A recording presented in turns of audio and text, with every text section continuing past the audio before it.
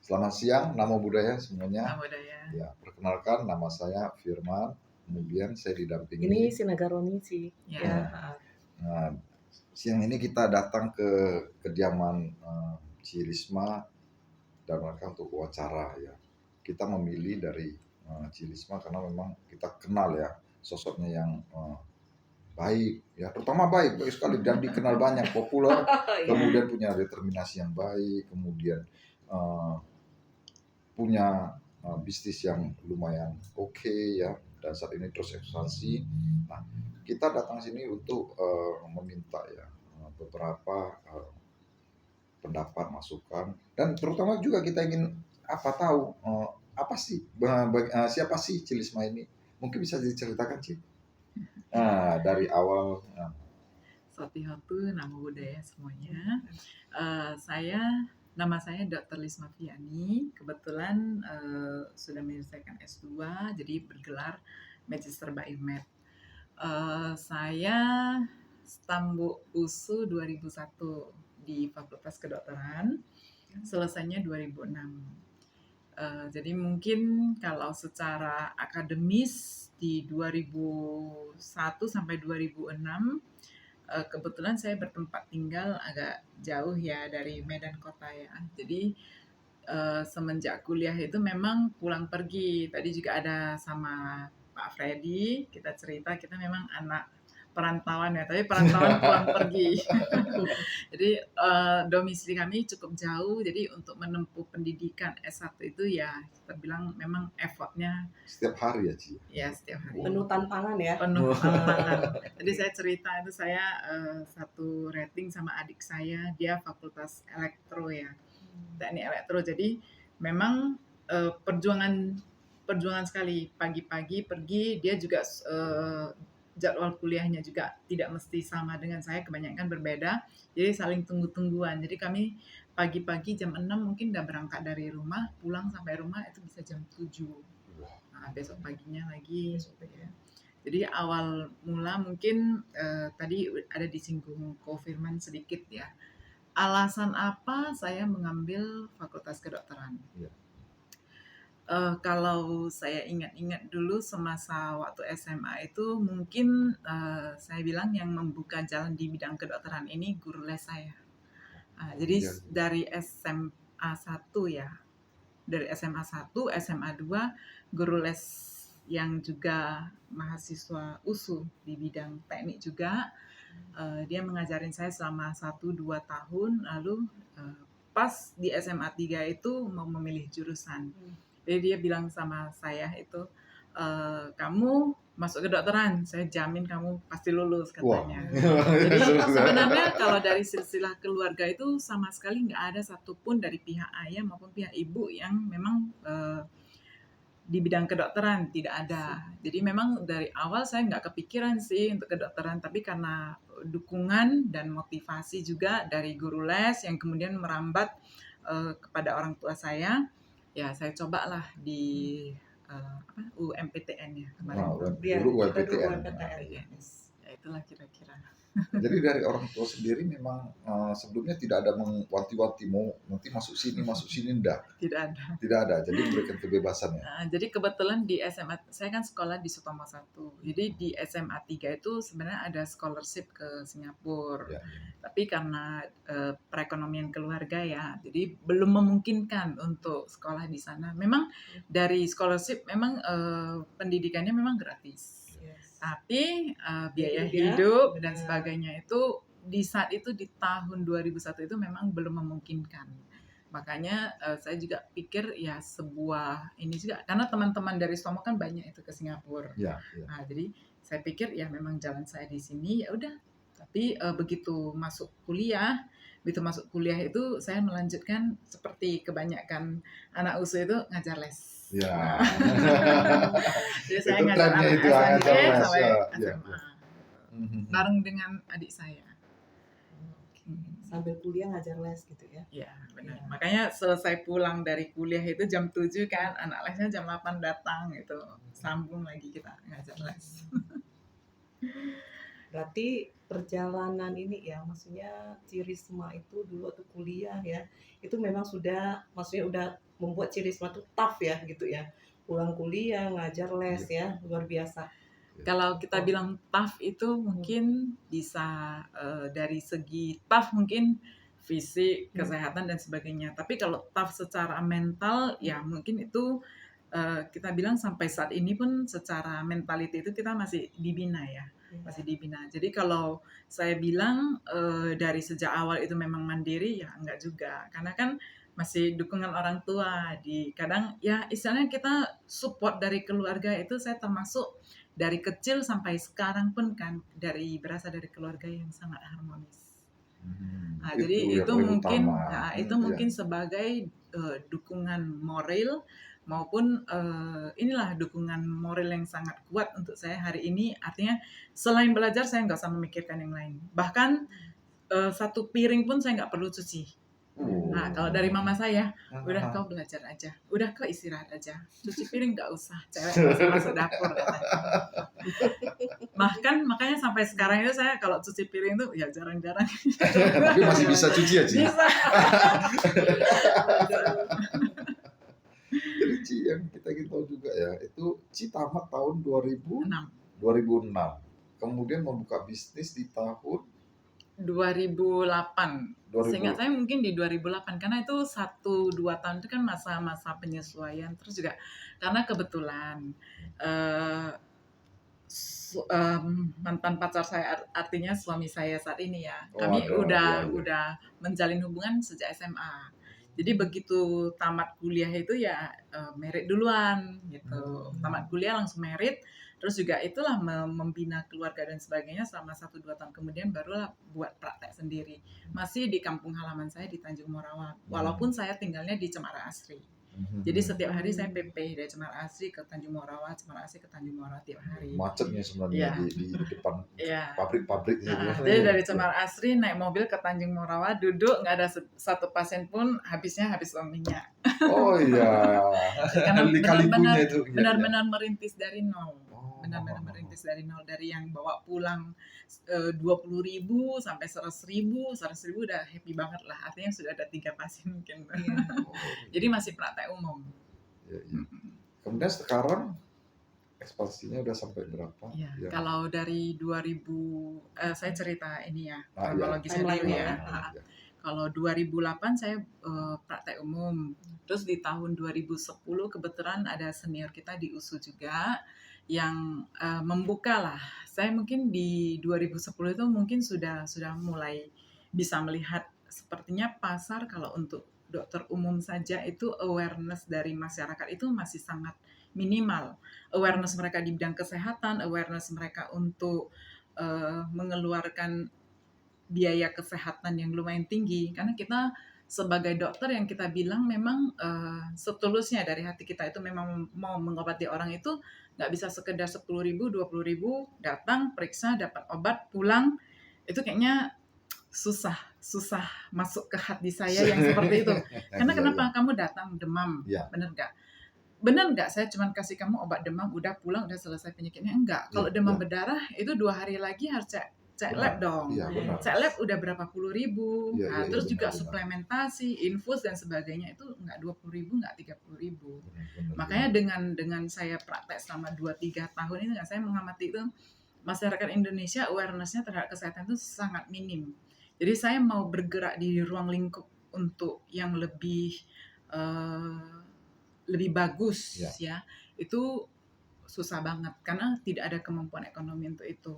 Makanya di 2010 itu saya mulai melihat apa sih peluang yang kira-kira mungkin bisa lebih dikembangkan dan lebih sesuai dengan passion saya, saya lebih gampang bergerak dan sebagainya. Itu barulah kenal dengan bukan kenal ya, memang sudah kenal lama dengan senior kita di USU, dikasih lihat ini klinik kecantikan yang saya kerjasama dengan Jakarta dan sebagainya. Kamu mau nggak franchise kamu itu dibawa ke Tanjung Morawa? Oh boleh deh, aku coba deh. Jadi semua dari segi support, kalau renovasi saya kurang ingat, tapi sebenarnya renovasi dari saya. Tapi support alat, support konsinyasi untuk krim-krim racikan dan Iya. sebagainya itu dari franchise-nya. Mhm. Jadi setelah saya jalani itu sekitar 4 tahun itu. Jadi ilmu-ilmunya juga dapat dari Udah sana dapat lah. ilmunya semua Ada ya, dapat Ci, ya? ilmunya cara mengoperasikan alat ini, terus juga racikan krim ini, kalau ketemu kasus ini seperti ini. Selama 4 tahun itu saya mulai, oh begini ya ternyata bisnisnya itu ya. Terus tapi selama 4 tahun itu saya langsung ya merasa ruang gerak saya terbatas lagi karena semua krim dari sana. Semua apa BHP bahan habis pakai dan semua dari sana. Kalau saya mau ada kasus yang lebih sulit dan sebagainya, senjata yang saya pegang ini bisa nggak untuk Menghandle ini. menghandle ini? Nggak bisa. Nah, Jadi iya. saya udah mulai merasa kayaknya udah saya sudah sangat terbatas. Saya mau explore lagi sudah susah karena kan Ya. terikat kerjasama Iya, franchise ya. ada peraturan, ada ketentuannya. Jadi Iya, iya. setelah 4 tahun kerjasama itu saya lepas franchise-nya. Saya naik brand saya sendiri, Dr. LV. Cuman karena Dr. LV brandnya tidak bisa dipatenkan karena bersama dengan merek, jadi saya ganti ke Lisvia. Lisvia itu kalau benar-benar saya pikir itu kalau saya itu mungkin di 2016 atau 2017 itu baru Lisvia baru benar-benar dipatenkan gitu. Lisvia itu keren. Nah, Nama kepanjangan dia punya Iya, Lisma.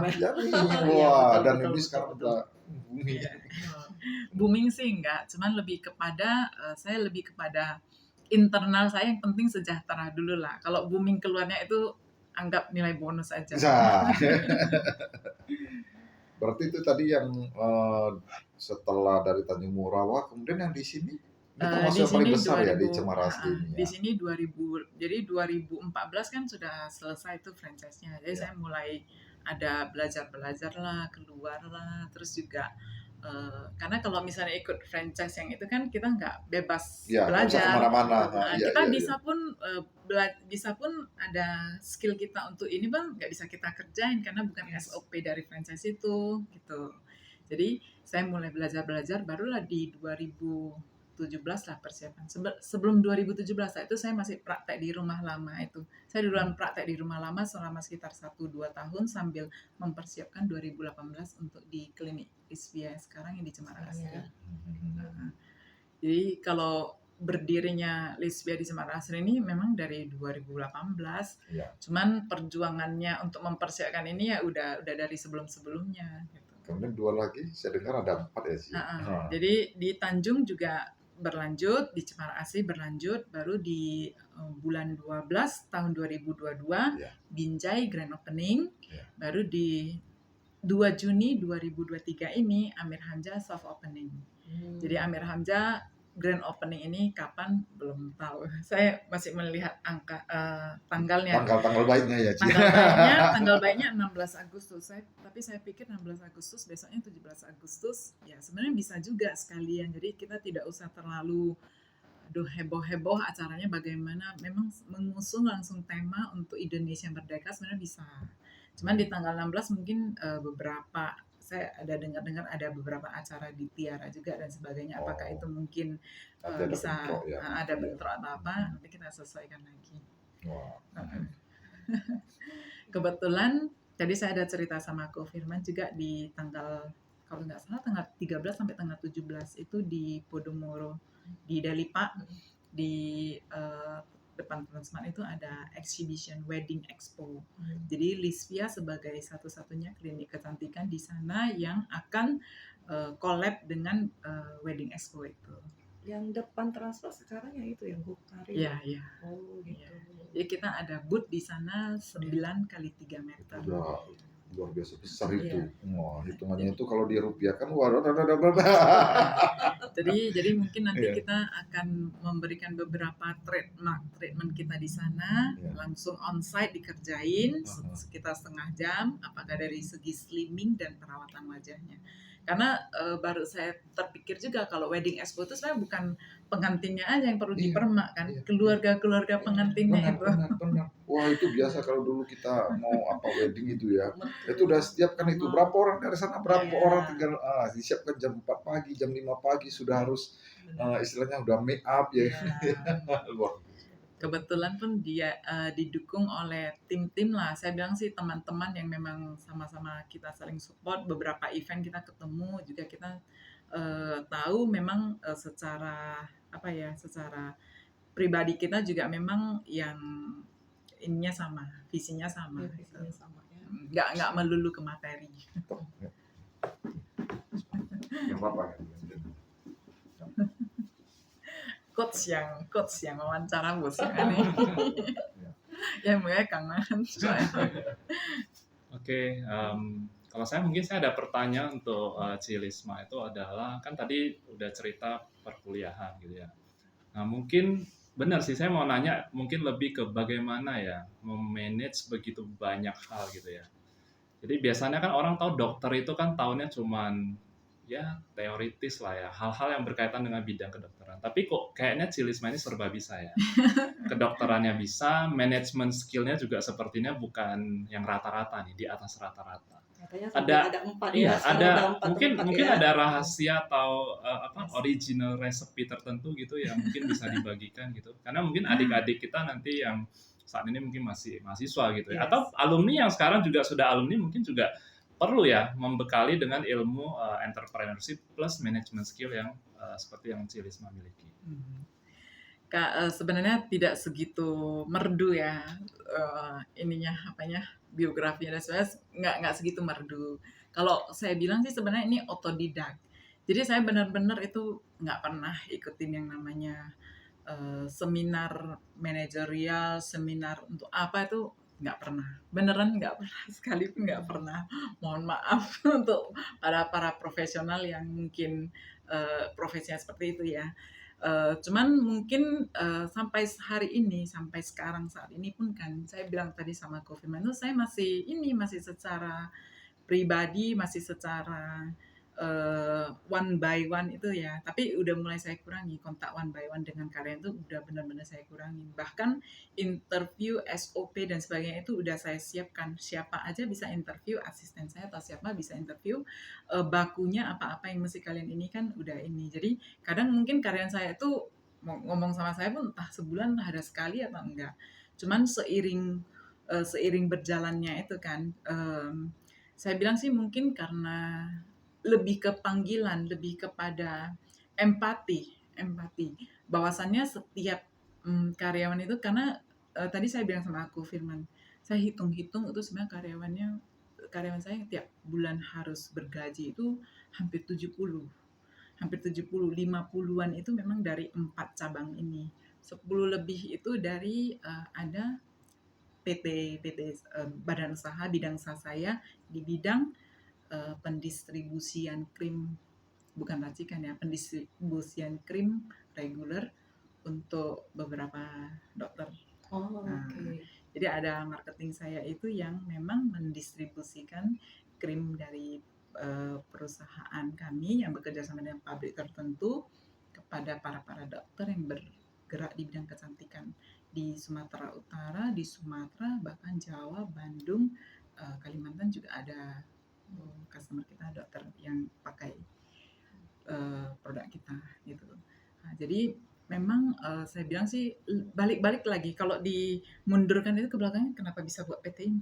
Ya karena memang 1, 2, 3 orang dokter, tolonglah kami udah lama di bidang marketing, medical representative sudah 10 tahun, 13 tahun kayak gitu aja. Sudah 5 tahun target dikasih nggak capai diberhentikan dan sebagainya. Kami pengen loh punya company sendiri, gimana sih menjalankan company ini dan sebagainya. Oke, cobalah kalian buat kira-kira apa sih yang bisa kalian kerjakan dan apa sih kira-kira yang kalian bisa berikan atau yang kalian janjikan atau yang bisa kalian perbuat lebih banyak lagi dengan adanya perusahaan ini. Ya udah dikasih, ya udah kita ini aja kita ya udah sama-sama jalan lah gitu. Berarti lebih ke kolaborasi ya, Cilis? Kolaborasi iya, karena beberapa itu mungkin kalau saya bilang itu memang beberapa mereka memang sudah profesionalnya, sudah di bidangnya, tinggal kalau kata-kata orang sirik mungkin saya memanfaatkan orang. Tapi sebenarnya kalau kita pikir ya, itu kita beri peluang yang lebih besar untuk mereka lebih bisa membesarkan diri atau lebih memajukan diri. Karena kalau misalnya mereka tetap di perusahaan yang sama, mereka hanya posisinya paling tinggi manajer. Tapi begitu masuk di sini sudah direktur. I see. Hmm, Berarti oke. istilahnya growing together ya. Yes. Dan karena mereka juga punya spesialisasi, punya Yes. expertise di sana Yes. gitu ya. Jadi ini kayak ibaratnya timingnya pas Benar. gitu ya. Kita investasi terhadap orang yang memang mampu dan berkompeten, bukan asal-asal menurunkan dana untuk yang masih coba-coba gitu loh. Karena kita kan sebelum mereka mau mendirikan suatu perusahaan itu kan kita tanya dulu kira-kira apa sih yang bisa kalian perbuat gitu kan. Kalau misalnya kita rasa nggak cocok, jangan. Jangan. Oke. Berarti intinya harus ada persamaan visi dan misi Yes, gitu ya. yes. Dan artinya punya kapabilitas ya, Yes. punya kompetensi juga. Benar. Dan ya mungkin karakternya juga harus yang bagus ya, yang sejalan lah. Betul. Jadi ibaratnya kita kalau pilih rekan bisnis gitu ya, itu Ya. kita juga harus pilih yang memang sehati lah kalau Ya, bisa gitu ya. sehati. Jadi bukan hanya pasangan hidup ya. Bisnis partner juga sangat Benar, penting gitu ya. benar. Nah, kalau cerita moto hidup kira-kira seorang Cilisma moto hidupnya apa gitu ya? Moto hidup ya. Moto itu lebih kepada bagaimana? Mungkin prinsip hidup gitu ya. Prinsip hidup. Ya, mungkin tadi salah satu empati gitu ya. Mungkin Ah. selain empati apalagi gitu loh yang mungkin dijadikan sebagai way of life gitu ya. Mhm. Kan ada orang mungkin way of life-nya itu adalah mungkin saya harus bisnis gitu loh. Mhm. Terus kalau bisnis saya harus seperti ini gitu. Kalau Cilisma seperti apa gitu? Kalau moto hidup saya sih sebenarnya lebih kepada tetap memegang integritas kita. Karena ini tadi saya ada memikirkan satu, bahwasannya kembali lagi kita mau berbisnis apapun, kembali lagi kita mau mengekspansi di bidang apapun, balik-baliknya memang kesejahteraan keluarga, kesejahteraan sekeliling kita dan kesejahteraan karyawan kita. Benar. Tapi bagaimanapun memang ini mungkin sebenarnya ilmiah ya, tapi balik-balik lagi saya bilang sih keyakinan terhadap Tiratana itu paling penting. Itulah yang sebagai guidance kita itu untuk mencapai tujuan visi misi kita. Nah, saya jadi ada pertanyaan. Bagaimana seorang Cilisma itu merelate ya pandangan terhadap Buddhism dalam dunia bisnis? Karena kan kadang-kadang kita sering bertemu dengan orang yang bilang kalau bisnis itu kita nggak bisa terlalu jujur, kalau kita terlalu jujur malah nanti kita rugi dan sebagainya. Tapi kok hari ini kok kita jumpa dengan seorang Cilisma kok justru mengedepankan ternyata keyakinan terhadap Tiratana itu justru yang menjadi salah satu pedoman hidup. Nah, itu gimana di-relate? Jadi kalau kita bilang tentang keyakinan terhadap Tiratana itu udah pasti way of business kita itu enggak yang menghancurkan orang untuk meningkatkan diri kita, sudah pasti. Terus juga apa yang kita offer kepada customer atau pasien kita dan sebagainya, selayaknya memang yang dia butuhkan. Bukan selayaknya yang memang kita ada dan semaksimal mungkin yang bisa dia kasih ke kita berapa. Jadi kalau memang way of life kita itu Tiratana, saya bilang Tiratana, terutama Dhamma ya, dalam hal ini. Kalau memang kita memegang teguh Dhamma itu dalam arti kalau kita menjalankan suatu sistem dan sebagainya itu pasti kita pikirkan dulu ini memang bermanfaat bagi kita, bagi orang lain, baru kita jalankan. Tapi kalau sudah bisa menghancurkan atau menjatuhkan orang, udah pasti nggak kita lakukan. Karena kalau di dunia bisnis ya seperti tadi yang Ko Freddy bilang itu nggak boleh terlalu jujur. Saya bilang nggak boleh terlalu jujur, nggak bisa juga. Kita harus jujur kasih tahu ke pasiennya itu memang yang dia butuhkan segini. Tapi dengan persepsi dia, dengan cara pandang dia bisa aja dia nggak setuju. Di situ yang kita kemukakan apa yang kamu butuhkan. Terus dia kasih tahu kepada kita itu apa yang dia mau. Kita cari jalan tengahnya. Nanti negosiasi juga ya. Ya, kita cari jalan tengahnya. Mungkin kalau di budgeting kita cari jalan tengahnya. Mungkin kalau di ketakutannya terhadap tindakan kita cari jalan tengahnya. Apa sih yang kira-kira bisa buat kamu nyaman tapi tidak terlalu memberatkan kamu. Gitu. Karena saya pikir juga ya, tadi saya terpikir sebentar juga. Apa sih bedanya dokter umum atau dokter spesialis dengan dokter kecantikan? Kalau dokter umum atau dokter spesialis, benar nggak setelah kita dia kan ada science meet art. Oke, sains iyalah berdasarkan pengetahuan kita, pengetahuan medis dan sebagainya. Tapi kalau art, oke, art itu kalau dokter umum atau dokter spesialis, art-nya itu kan pasti di assessment anamnesa itu, kamu sakitnya apa, sakit kepala, mungkin aja di tensi, mungkin aja di, pendengaran kamu, di mata kamu dan sebagainya. Itu art of assessment dari dokter umum dan dokter spesialis. Lalu dapatlah kesimpulan penyakitnya apa, diagnosanya apa, dikasih obat. Obatnya dikasih. Terus dosisnya berapa udah fix kan? Udah fix dari farmasinya kan. Ini kalau ceftriaxone masih 1 gram, kalau ranitidin masih 1 ampul per 12 jam dan sebagainya. Kalau kita di dokter di dunia estetik dan anti aging ini, saya bilang tidak ada bakunya untuk satu treatment, untuk satu prosedur yang kita jalankan, tidak ada. Karena kenapa? Kita lihat lagi dengan perkembangannya sebelumnya apa yang sudah dilakukan itu art of injeksi, art of assessment udah pasti dong. Ini sama-sama 30 tahun, sama-sama 30 tahun. Agingnya, terus juga tekstur, struktur, kualitas kulitnya dan sebagainya pasti beda. Apakah tindakan yang dilakukan sama? Kalau di kedokteran konvensional itu kan pasti sama ya, dari segi dosis dan sebagainya. Kalau memang dia sakit perut dan sebagainya, obatnya sama. Tapi kalau dari kita itu beda. Ini kamu butuh ini dulu, habis ini nanti kita lihat lagi kita butuh ini dan sebagainya. Jadi art of injeksi, art of evaluasi lagi. Oke.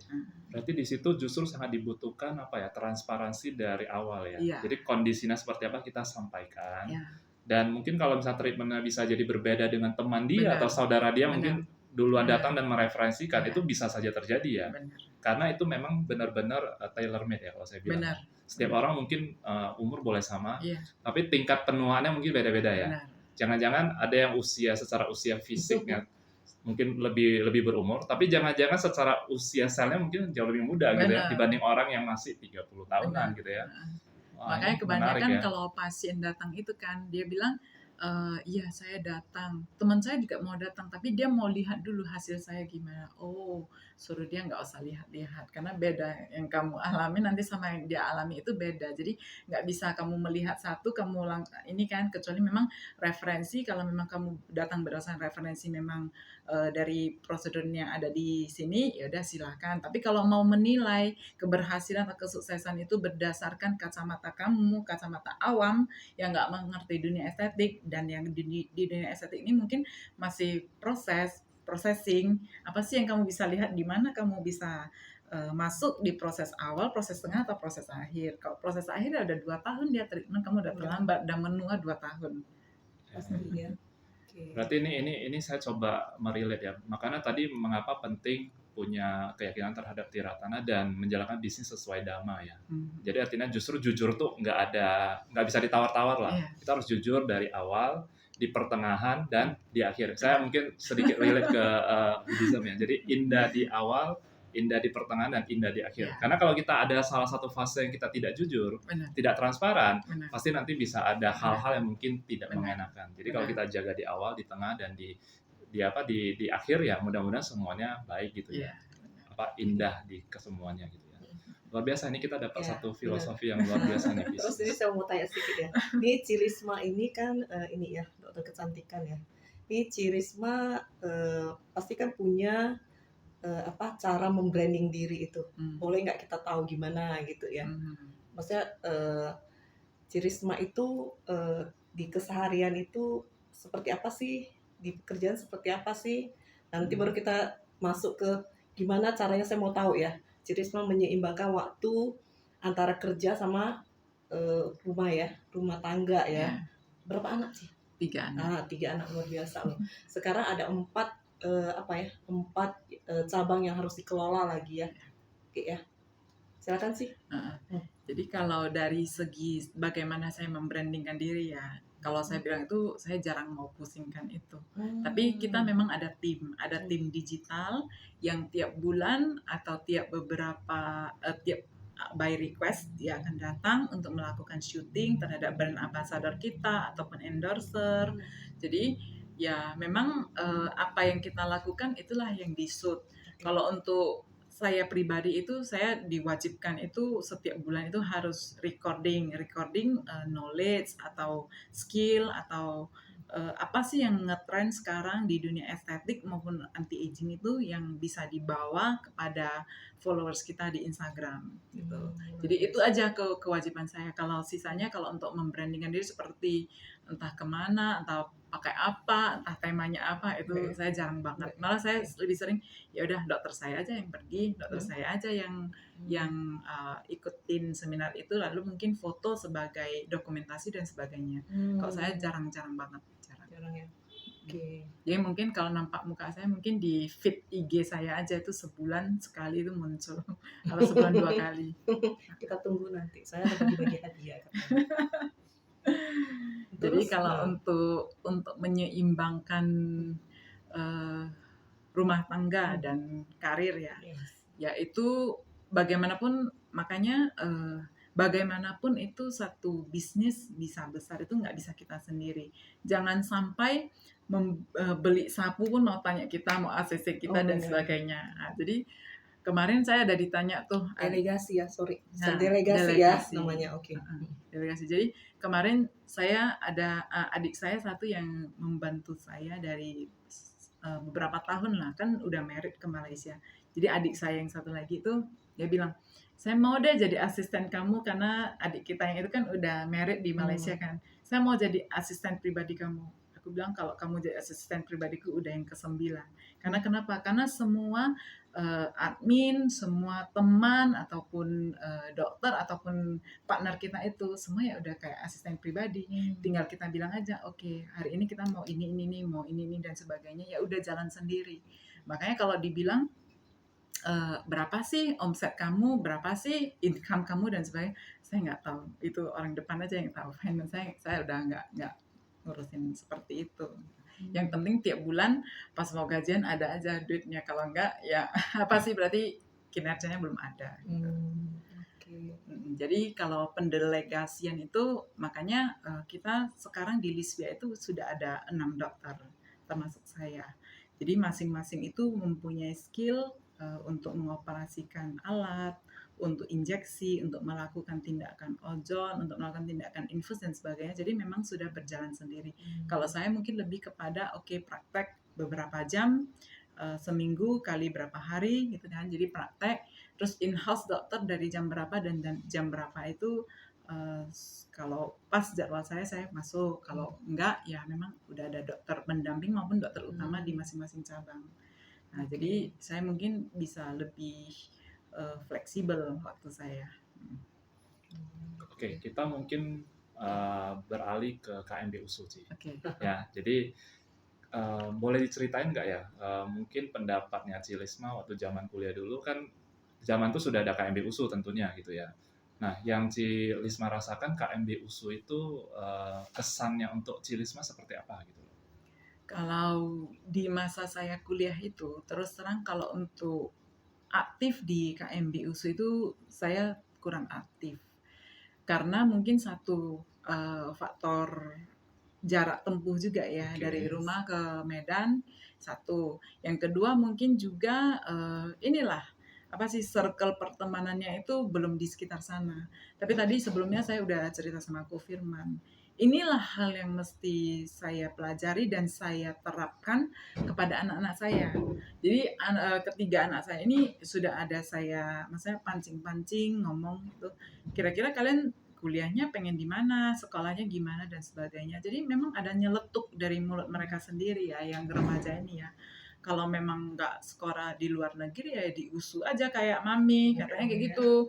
Jadi saya dengar, oh berarti memang mereka aware terhadap pendidikan perkuliahan dan sebagainya. Jadi tadi saya bilang sama Ko Firman, kalau nanti anak saya beneran masuk ke USU, saya pasti suruh mereka aktif di keorganisasian KMB USU. Karena bagaimanapun circle-nya, kalau kita bilang circle pertemanan dan sebagainya, kalau mereka yang bukan dari akademis yang kita bilang bagus ya, kalau USU kan memang kita tidak pungkiri lagi, tidak kita juga sombong, memang kualitas pendidikannya pasti di atas. Jadi kalau memang anak-anak kita circle pertemanannya di lingkungan USU, itu pasti kita lebih tenang, kita juga lebih oke, dan anak-anak kita juga mungkin growth-nya itu enggak yang ternoda bagaimana. Iya, karena lingkungan pertemanan anak itu membentuk dia ya, itu nggak bisa kita pungkiri sih. Saya Iya. setuju dengan pendapat Cirisma sih. Iya. Karena sekarang anak sekarang itu kita nggak mungkin kekang ya, Ci, ya, Bisa. bener ya. Iya. Kita cuma bisa tahu kamu mau jadi apa, mama dan papa akan mensokong dari belakang. Nah itu bener sih, itu saya setuju banget. Nah, jadi kenapa ya justru Cilisma kepengen kalau anak-anak nanti kuliah di USU justru mau mengencourage mereka itu supaya aktif di organisasi. Apa sih pentingnya organisasi gitu loh.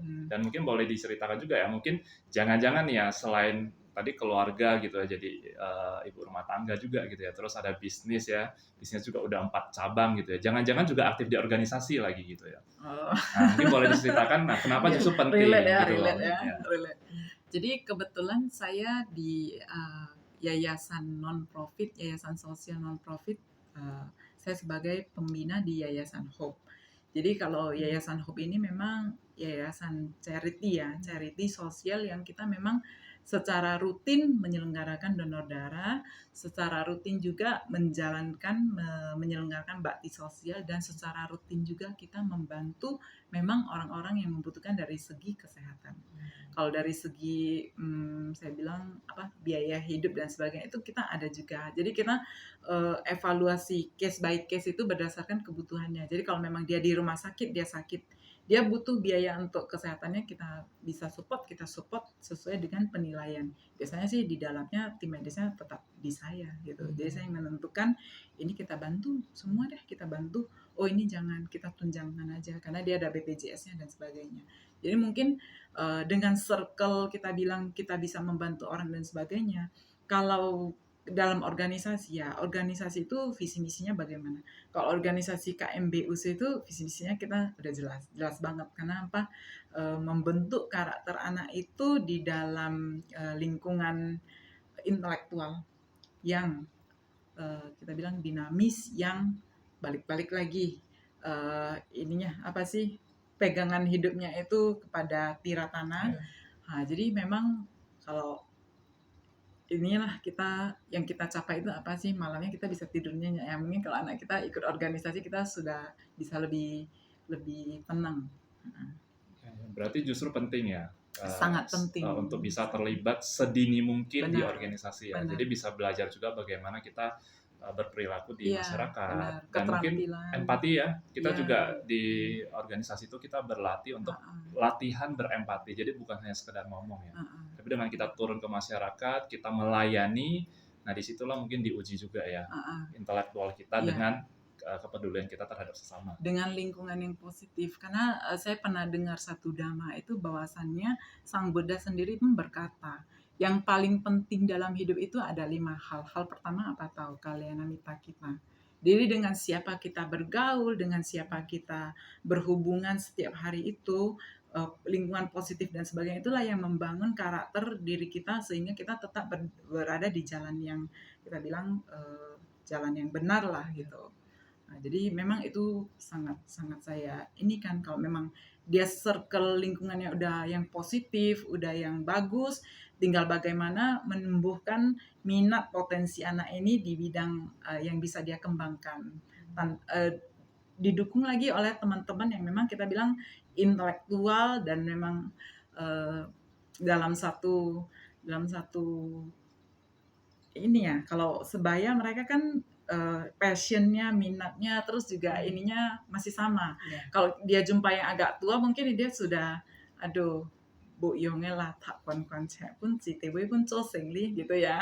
Tewe pun sih ikutin orang tua ya, ini. Tapi kalau mereka ketemu anak-anak milenial ini yang mereka bisa ciptakan itu sangat luar biasa. Sangat luar biasa. Oke. Terus mungkin kita mungkin boleh bahas juga apalagi ya? Kita udah dapat banyak sekali, ilmu-ilmu praktis di lapangan loh ini. Cirisma ini sekarang berarti yang Cirisma jalani itu udah sesuai passion kah? Atau ada yang mau dikembangkan lagi di masa depan? boleh sharing ke kita ya visinya apa, misinya apa gitu. Ini kan padahal sebenarnya kita ketemu ini nggak ada konsepnya ya. Saya bahkan nggak dikasih apa yang mau ditanya kan, apa yang mau dapat. Tapi kenapa kok satu-satu kok kayaknya dapat ini semuanya satu-satu. Ini kita kayak lagi menyusun puzzle sih. Jadi satu demi satu puzzle-nya tuh terkumpul gitu loh. Makanya kita bisa nanya lagi puzzle yang lain supaya makin lengkap sih. Iya, soalnya Cirisma pun orangnya open ya, sharing enak bener. Ya. Tapi banyak ininya ya. Jadi ya itu apa yang akan dikerjakan ke depannya. Ya memang benar. Saya lagi ditunggu jawaban saya. Kemarin saya ke Bandung. Saya ke Bandung jumpa satu bos pabrik skincare. Saya bilang, jadi ketemu nih, kami jumpa ngomong sekitar 3-4 jam. Begitu saya pulang kan dia ngajak collab untuk membangun bisnis dimulai dari Bandung. Dari Bandung, kenapa pilihannya Bandung? Satu, karena Bandung itu kota yang tidak sebesar Jakarta, tidak sekredit Jakarta, tapi kalau misalnya kita establish satu bisnis itu di sana itu gampang dilirik orang, gampang untuk ekspansi. Saya nggak tahu benar atau enggak dari sudut pandang bisnis dan sebagainya, tapi saya lihat sih memang mie gacoan ya, kalau nggak salah dari sana, dari Bandung dulu. Terus juga Mixu juga di Bandung juga berkembang, tapi asalnya bukan dari Bandung sih kayaknya. Terus juga Abnormal ya katanya itu dari Bandung juga. Jadi lebih gampang dilirik dari kacamata bisnis. Tujuan akhirnya ya memang mungkin franchise ataukah memang partnership dan sebagainya. Saya ya memang Bandung tuh boleh dibilang salah satu kota yang menjadi trendsetter sih. Gitu ya. Iya, jadi memang banyak hal-hal yang dimulai di sana, dirintis, akhirnya jadi mereka yang membuat jadi trendsetter. Dan mungkin tadi cerita Mixu ya. Itu kalau nggak salah saya pernah iseng-iseng saya lihat jumlah outletnya yang paling banyak itu kotanya kalau nggak salah ya di Bandung. Jadi Jakarta itu kan besar gitu ya, tapi maksudnya kalau dari segi crowded-nya gitu ya, Bandungnya kecil sekali kan.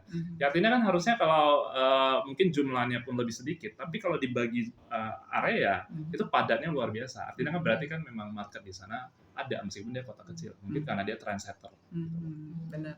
Jadi sebenarnya di benak saya itu juga ada satu teman baik itu yang ada membisikkan lah, kenapa nggak buat itu klinik ekspres. Klinik ekspres itu artinya jadi masyarakat yang kita mau gapai itu masyarakat menengah ke bawah. Jadi dalam berapa ratus meter itu ada satu klinik yang basic salon yang berstandarisasi klinik lah gitu. Salon berstandarisasi klinik dalam arti itu permodalannya itu udah pasti di bawah 100 juta, terus juga alat-alatnya juga yang nggak mahal, terus treatmentnya juga yang nggak berpuluh-puluh jam, dan juga servisnya juga bukan yang excellent, karena memang yang kita mau capai itu masyarakatnya itu menengah ke bawah benar-benar.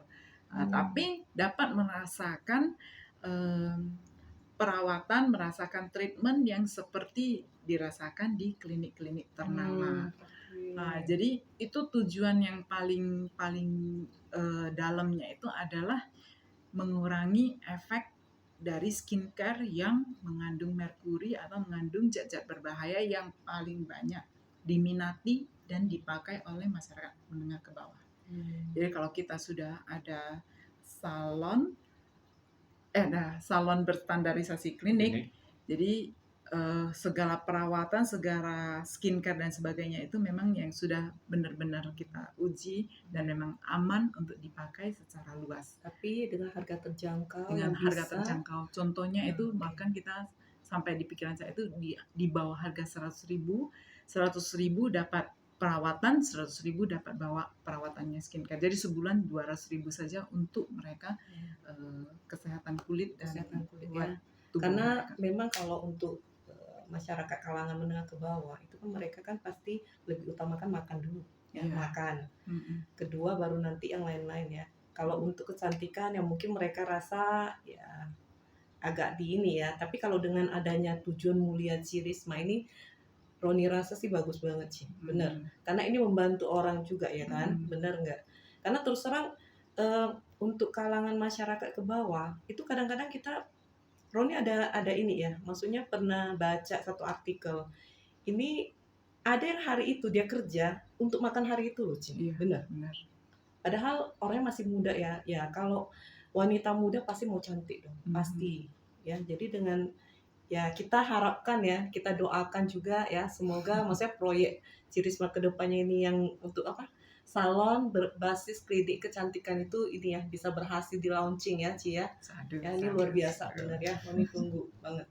Ya artinya jadi biar ada pemerataan juga ya. Yes, Jadi artinya yes. yang punya hak untuk boleh cantik lah dalam tanda Ya. kutip itu bukan hanya orang berduit lah, tapi Semua segala elemen masyarakat yang dari ekonomi yang kurang juga akhirnya bisa merasakan, dan itu juga dengan satu standar yang baik. Benar. Ya karena kan tadi salah satu kan tujuan mulianya adalah mau mengurangi bagaimana dampak dari ya Kosmetik mungkin berbahaya ya. kosmetik yang mungkin murah tapi ya berbahaya Yes. gitu ya.